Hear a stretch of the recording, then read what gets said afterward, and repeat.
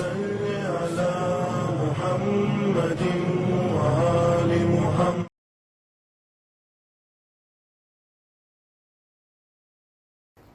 اعوذ باللہ من الشیطان الرجیم. بسم اللہ الرحمن الرحیم وبہ نستعین وہو خیر وناصر ومعین. اما بعد فقد قال اللہ تبارک وتعالی فی کتابہ المبین وفرقانہ الحمید وقولہ الحق. بسم اللہ الرحمن الرحیم. وقال ربکم ادعونی استجب لکم ان الذین یستکبرون عن عبادتی سیدخلون جہنم داخرین. صدق اللہ العلی العظیم. السلام علیکم ورحمۃ اللہ وبرکاتہ. معبود حقیقی کی بارگاہ میں دعا گو ہوں کہ خداوند کریم ماہ مبارک رمضان کی تمام عبادتوں کو اپنی بارگاہ میں قبول کرے، اور جو عبادتیں ہم انجام نہیں دے پا رہے ہیں خداوند کریم اسے درگزر کرے. تمام تر عبادتوں میں سے ایک خوبصورت عبادت ہے اللہ سے مانگنا، اللہ سے طلب کرنا. اور چونکہ ماہ رمضان گناہوں کی معافی کا مہینہ ہے، گناہوں کو جلا دینے والا مہینہ ہے، نار جہنم سے نجات حاصل کرنے والا مہینہ ہے، لہٰذا ہم اس مہینے میں سب سے زیادہ جو دعا کرتے ہیں وہ یہی کہ خداوند کریم ہمیں نار جہنم سے نجات عطا کرنا، ہمیں جہنمیوں میں شمار نہ کرنا. خداوند کریم ان لوگوں میں ہمارا شمار کرنا جن کو تو نے اجر عظیم سے نوازا ہے، جن کو تو نے بہشت عطا کی ہے. انشاءاللہ ہم سب ماہ رمضان میں ان تمام فضیلتوں کو حاصل کرنے کے لیے معصومین کی بتائی ہوئی دعاؤں کی طرف رجوع کر رہے ہیں تاکہ ہم اس مہینے کی تمام فضیلتوں کو حاصل کر سکے. درست ہے، ہم نے کل ایک دعا کی طرف اشارہ کیا تھا جو دعائے مجیر تھی، جس کی بہت زیادہ فضیلت ہے، جس میں ایک ہی جملہ 88 مرتبہ تکرار ہوتا ہے: اجرنا من النار یا مجیر. خدا نار جہنم سے نجات دے دے کہ تو نجات دینے والا ہے. اگر ہم دیکھیں تو دعائے مجید میں ہم یہ جملہ کہ نار جہنم سے نجات دے دے 88 مرتبہ کہتے ہیں، مگر ایک دعا اور ہے جو ماہ رمضان میں پڑھنے کے لیے ریکمنڈ کی گئی ہے، تاکید کی گئی ہے کہ اس دعا کو پڑھا جائے. اس میں ہم خدا سے 100 مرتبہ نار جہنم سے نجات مانگتے ہیں. وہ دعا کون سی ہے؟ دعائے جوشن کبیر، جس میں ہم خداوند کریم سے کہتے ہیں خلصنا من النار یا رب. اور کتنی بار کہتے ہیں؟ 100 مرتبہ کہتے ہیں اللہ سے کہ خداوند کریم تو ہمیں نار جہنم سے نجات دے دے. سب سے خوبصورت بات اس دعا کی یہ ہے کہ اس کو نبی کریم کے جانب سے یہ دعا ہم تک آئی ہے، اور نبی کریم کو اللہ نے یہ دعا دی تھی. نبی نے پھر امیر المؤمنین کو، امیر المؤمنین نے اپنے بیٹے کو، ان کے بعد ان کو ایک کے بعد ایک یہ دعا آتی رہی معصومین تک، اور پھر امام سجاد کے ذریعے سے یہ دعا ہم تک پہنچی. یعنی خدا نے نبی کو دی، نبی نے علی کو دی، علی نے اپنے بچوں کو دی، اور امام حسین نے امام سجاد کو، امام سجاد کے ذریعے سے ہم تک یہ دعا پہنچ گئی. اس دعا کی سب سے بڑی فضیلت یہ ہے کہ ہم یہ سمجھتے ہیں کہ پروردگار عالم کے اسم جو ہے وہ 99 ہے، ٹھیک؟ وہ اسم مبارک اللہ کے جو 99 ہیں وہ اسماء الحسنہ ہے، ٹھیک ہے؟ لیکن اس دعا میں ہم پروردگار کے 1001 ناموں کو دیکھتے ہیں. معبود کے اس دعا میں 1001 نام ہے، اور ہم اللہ کو 1001 نام کا واسطہ دے کر خلصنا من النار یا رب کہتے ہیں. خداوند کریم تو ہمیں نار جہنم سے نجات دے دینا.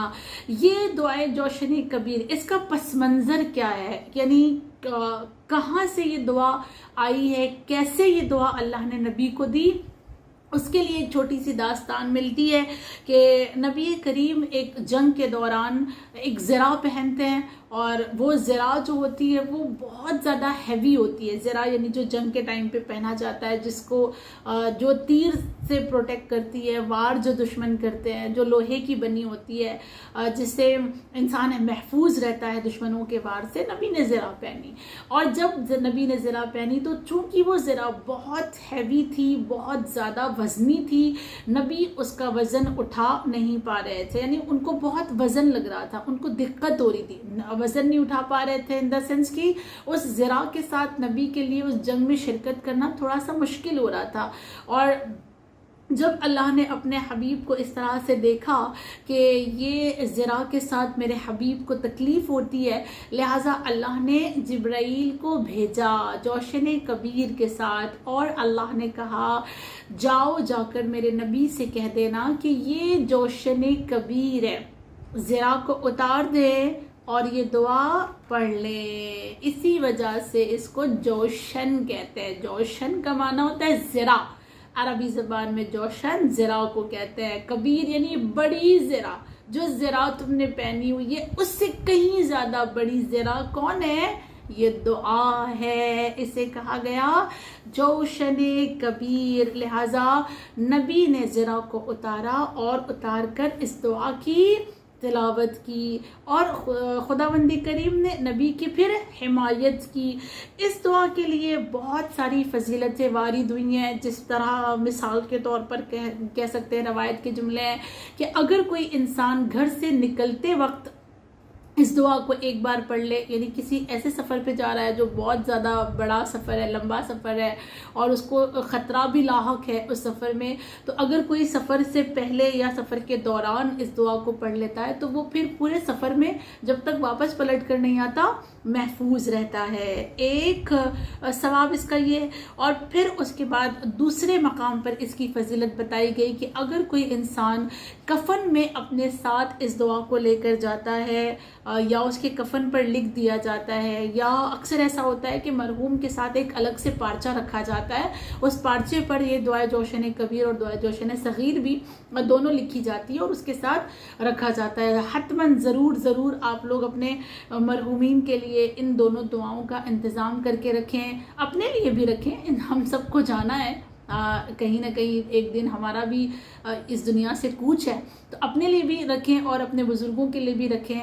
اور جو دنیا سے چلے گئے ہیں ہمارے مرحومین، ان کے لیے کیا کر سکتے ہیں؟ جوشن کبیر پڑھ کر پانی پر دم کر کے ان کی قبر پر ہم اس پانی کو ڈال سکتے ہیں. اس سے بھی بہت زیادہ راحت قبر میں ملتی ہے. کہتے ہیں کہ اگر کوئی اپنے کفن پر اس کو لے کر جاتا ہے لکھ کر، تو عذاب قبر سے اسے نجات مل جاتی ہے. یعنی اس کے عذاب قبر میں بہت حد تک تخفیف کر دی جاتی ہے. قبر کا ساتھی کہا گیا اس جوشن کبیر کو. اور پھر اس کے بعد اس کے لیے کہا گیا کہ اگر کوئی اس دعا کو ماہ رمضان المبارک کے ابتدائی دنوں میں، جو ہم سے اب چلا گیا ہے، ہمارے ہاتھوں میں اب وہ ابتدائی دن نہیں ہے، اگر کوئی ماہ رمضان کی ابتدائی دنوں میں پڑھ لیتا ہے اس جوشن کبیر کو، تو پروردگار عالم اسے ایسا ثواب دیتا ہے کہ جیسے اس نے شب قدر کو درک کر لیا، یعنی شب قدر کو اس نے حاصل کر لیا، سمجھ لیا، اس کے جیسا ثواب اس کو دیا جاتا ہے اگر کوئی شروع میں پڑھ لے. اگر کوئی شروع میں نہیں پڑھ سکا ہے، درست ہے، تو پورے مہینے میں اگر کوئی اس دعا کو 3 مرتبہ پڑھ لیتا ہے، پورے ماہ رمضان میں اگر 3 مرتبہ کوئی اس دعا کو پڑھ لیتا ہے، تو پھر کہا گیا کہ ہول لائف، پوری زندگی وہ اللہ کے حفظ و امان میں رہتا ہے. کتنی بڑی فضیلت ہے. یعنی پورے ماہ رمضان میں کوشش کریں کہ ہم 3 مرتبہ کم سے کم اس دعا کو پڑھیں، تاکہ ہم اللہ کے حفظ و امان میں اپنی زندگی گزار سکیں. بالکل اسی طرح دعائے جوشن صغیر ہے، یعنی چھوٹی ذرا، یہ جوشن کبیر تھی، اور اسی طرح جوشن صغیر ہے. جوشن صغیر جو امام کاظم علیہ السلام سے نقل ہوئی ہے، ان سے آئی ہے، اور اس دعا کے لیے بھی بہت زیادہ تاکید کی گئی ہے کہ کفن میں اپنے ساتھ اسے لے کے جائیں. اگر کوئی کفن میں اپنے ساتھ اسے لے کے جاتا ہے، اس کے عذاب میں بہت تخفیف ہوتی ہے، قبر میں بہت راحت اسے عنایت ہوتی ہے. اور اس کے علاوہ مولا فرماتے ہیں کہ اس دعا کی سب سے بڑی فضیلت یہ ہے کہ یہ دعا ہم سے ہمارے دشمنوں کو دور رکھتی ہے.